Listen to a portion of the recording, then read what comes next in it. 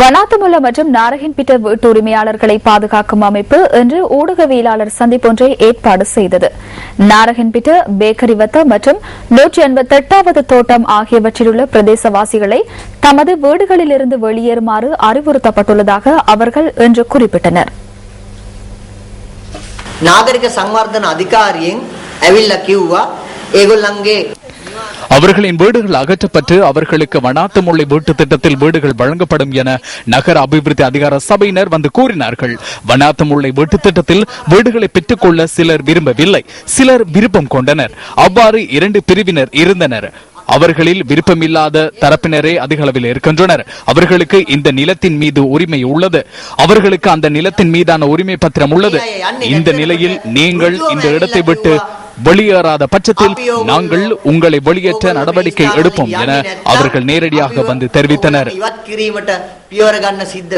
குறித்த அதிகாரிகள் நேரில் வந்து தம்முடன் உரையாடிய வேளையில் ஒளிப்பதிவு செய்யப்பட்ட காணொளிகள் இன்றைய ஊடகவியலாளர் சந்திப்பின் போது ஊடகங்களுக்கு வழங்கப்பட்டது.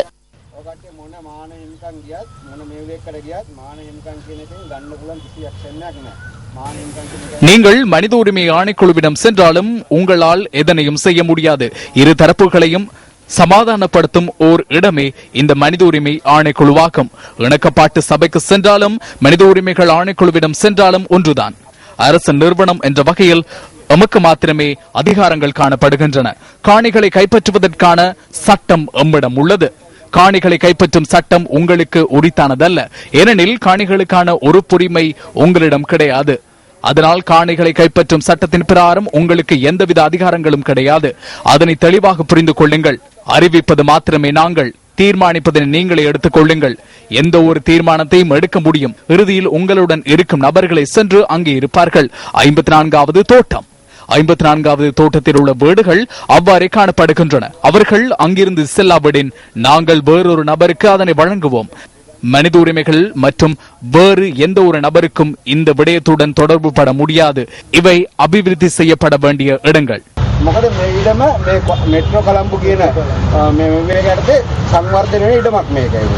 எமது வீடுகளில் உள்ள பொருட்களை கூட அங்கு வைப்பதற்கான இடவசதிகள் கிடையாது. 325 சதுர அடி மாத்திரமே காணப்படுகின்றது. அதற்கான நிதியை செலுத்துவதற்கான வசதிகள் கூட எம்மிடம் கிடையாது. பேக்கரிவத்தை பகுதியில் உள்ள பெரிய வர்த்தக நிலையத்தையே நான் நடத்துகின்றேன். எமது தோட்டத்திற்கு அருகில் உள்ள வீடுகள் அப்புறப்படுத்தப்படும் சந்தர்ப்பத்தில் எனது வர்த்தக நிலையமும் உடைக்கப்பட்டது. அதற்காக மற்றொரு வர்த்தக நிலையம் இதுவரை வழங்கப்படவில்லை. எங்களுக்கு ஏற்ற ஒரு இடத்தை எமக்கு தாருங்கள், அதற்கான நட்டஈட்டை வழங்குங்கள். இந்த பகுதியை முன்னேற்றமடைய செய்வதற்காக நகர அபிவிருத்தி திணைக்களம் இதனை கோருகின்றது என்றால் அதனை வழங்க நாம் தயார். எனினும் நியாயமான தீர்வொன்றை பெற்று தருமாறு நாம் கோருகின்றோம்.